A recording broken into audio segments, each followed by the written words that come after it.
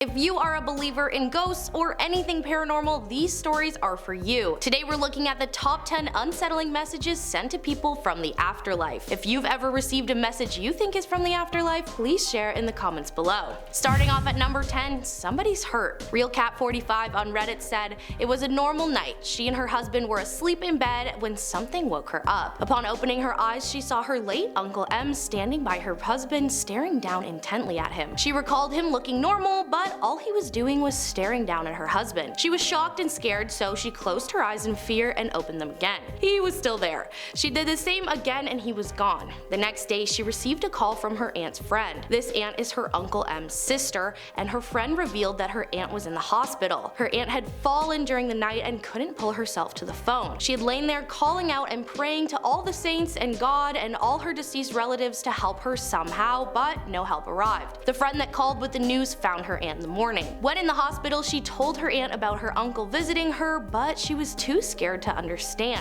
Uncle M was trying to wake her husband because she wouldn't have been able to help her aunt on her own." At number 9, a whispered "help me." This one is a shorter story, but it's still pretty unsettling. This one comes from a user by the name of Juuuudy. She said one day while she was driving, she was trying to get a hold of her mother. She called her cell and it picked up after just one ring, but what came next was not a hello. She said at first it just sounded like static, but she kept saying hello and there was nothing. Then after a few greetings, she realized that it sounded like someone was whispering on the other line. She said hello again, waiting for a reply, now confused if what she'd heard was the car radio or not. Then she said the whispering got louder. Now she could make out what was being whispered, and she said it sounded like a woman saying "help me" repeatedly. Immediately she freaked out, thinking that her mom had gotten into an accident and was pinned or badly hurt and couldn't speak. Frantic now, she hung up and kept calling back. After a few tries, her mom finally picked up. That's when her mom swore she never even picked up the phone before their current call because she'd absolutely no service until that point. She ended her story with, "I'm still a little spooked. Whether it was a message from the afterlife or just a misconnection, someone whispering for help over and over is not a good thing to hear." At number 8, mom's still here. Summerfield85 shared a story that is both sweet and spooky all at the same time. She explained that her mother had passed away on a Tuesday, and on Wednesday she was home alone when her phone rang.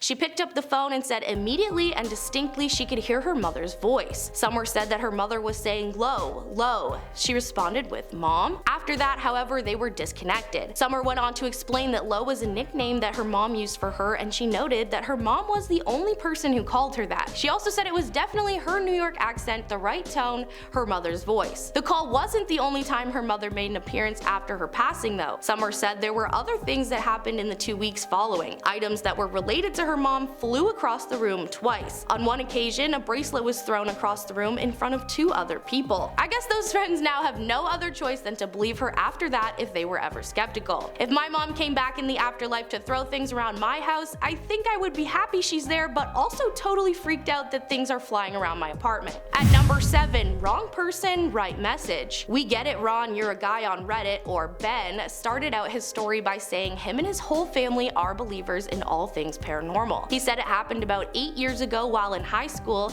explaining that his parents were divorced and he was living with his dad at the time while his mom worked nights at a casino. It was the middle of the night on a school night when he woke up to his phone ringing. Ben looked at the caller ID, but the caller was unknown. He said, "I picked up the phone and what I heard on the other end haunts me to this day." Ben answered the phone to what he described as wind on the other end, as if someone were running. After saying hello a few more times, he heard a woman screaming his name, pleading for help. Ben said she kept giving off a blood-curdling scream followed by "Ben, Ben, help me, Ben!" But the wind was so loud she was almost drowned out. Immediately his brain went to his mom being attacked after her shift. He screamed back hysterically for his mom and they went back and forth for what he said felt like 3 minutes until the call ended. The next morning Ben hoped it was a bad dream, but his phone call log confirmed the unknown number did call. At school that day he asked all of his friends if they'd maybe prank called him the night before, but no one owned up to it. Then his dad revealed that evening that his great-grandma had passed the same night about an hour before Ben received the call.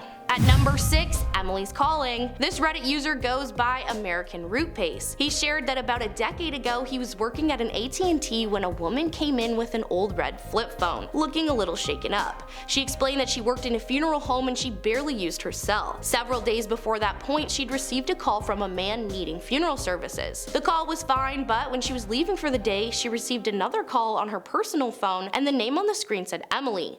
None of this seemed strange to him until the woman explained she only had a few names saved in her phone and none of them were Emily. He made sure to add that in order for a name to show up on a call, it would have to be saved in the phone. Then the woman explained that every person that calls her now comes up as Emily, even unsaved numbers. He confirmed this by calling her phone from both his personal and the store phone. He double-checked the address book and sure enough there were only 3 numbers saved, none under Emily. He said he was perplexed but admitted he didn't know much about the software, just that bugs can happen, although never on a basic phone like hers, but that's all he could think of. He explained this to her and she agreed that it made sense, but why the name Emily? Well, she revealed that the man who had called her several days before about the funeral was calling for the recently deceased Emily. He said this sent a tingle up his spine, especially because the man called on the funeral home phone, not her personal. He ended up sending her a warranty phone and he never heard from her again. At number 5, Juuuudy. User Midwayer shared this story about her mom on Reddit and it gave me shivers for her. She started out giving some background info. Her grandmother lives alone in an old house that her mother and aunts grew up in. When they were kids, the house was supposedly haunted. Her mother in particular was haunted by a voice that called her name Judy from the bathroom, while her sister Gina would speak in tongues at times. She shared that it was so bad that they actually had a priest come in at one point and cleanse the house. She did say though that nothing major other than a few odd things went down and it had been ages. So she gets a call from her mother asking if she had pranked her by leaving a creepy voicemail at around 11:30 that morning. She explained to her mom that she didn't leave the message and wondered who the last person that called was. The mom had 2 missed calls from the grandmother. She headed to her mom's to listen to the message and decided it did come from grandma's house. After calling her grandma, they decided there was no way she left any messages. Now, the actual voicemail she described as not staticky but glitchy with a dominant low voice that said her mom's name slowly. It was 50 seconds long and repeats. Sounds to me like it was the same voice from the bathroom when she was a kid checking in. She said they found out how to put the message on her computer but still have no idea who the voice belongs to. She said every time she listens to it back, she gets shivers down her spine.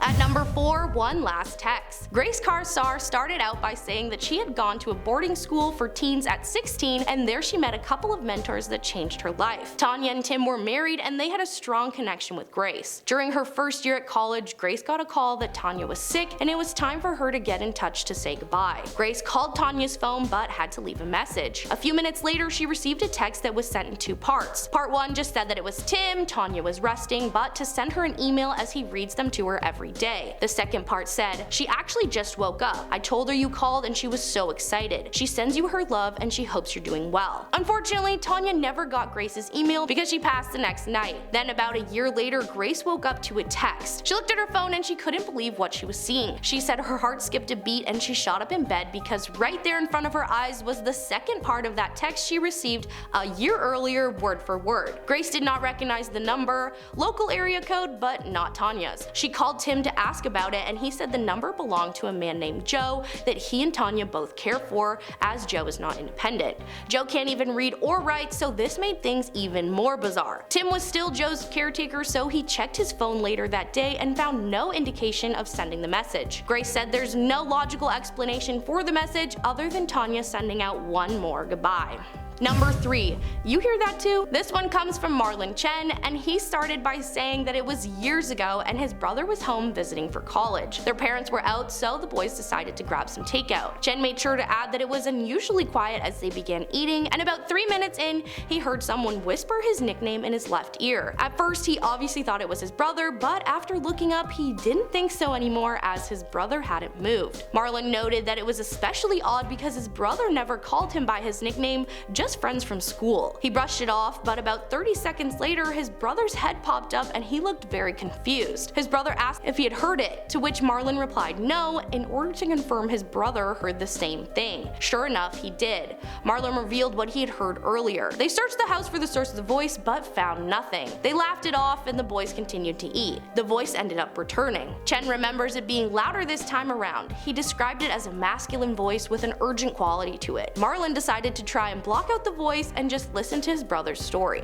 Within a few seconds, the voice is gone from his ear, but his brother quickly stands up and yells, "Who's that? What do you want?" He said he was hearing the nickname again, but louder and more urgent this time as well. Chen said that after the confrontation, the voice was gone, but to this day, they still have no idea what was going on that night. Number 2. Grandpa saves the day. Reddit user Duggins, or Heather, shared that when her grandfather passed away, her and her mother just moved into a new home. Within a week of his passing, Heather had a dream that the phone rang and on the other line it was him. He said, "Hey Heather, do you know who this is?" She said she wasn't sure what to say because it sounded like him, but in the dream she was aware of him passing away. She said he just laughed and said, "I don't have much time, can I speak to your mother?" Heather replied of course and then ran to give her mom the phone, but she dropped it and it got disconnected. That was the end of her dream, and the next day she told her mom about the weird dream. Her mom got a serious look on her face and told Heather that he called her in her dream too and said, "I don't have much time, I need you to turn off Heather's heater." So her mom woke up, went into Heather's room, and sure enough, the heater was on fire. She explained that the heater had been an old plug-in one that was her grandfather's, and she used it every night, pointing it at her bed when she went to sleep. She also added that it gives her the chills whenever she tells people.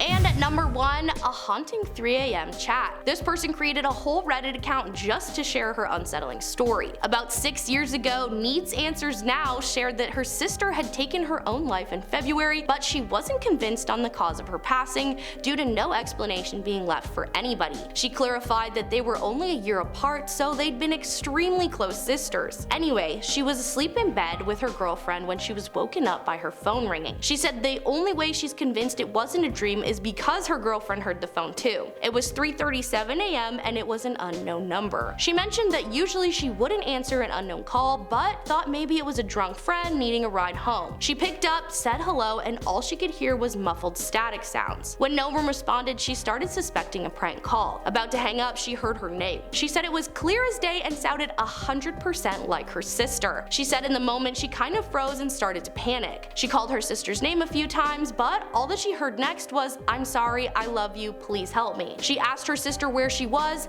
then came a really loud screeching and it went back to the dial tone. Upon hanging up, her girlfriend said her face was pale white. That was the top 10 unsettling messages sent to people from the afterlife. Thanks for tuning in. I have been your host Maddie, and I will see you later.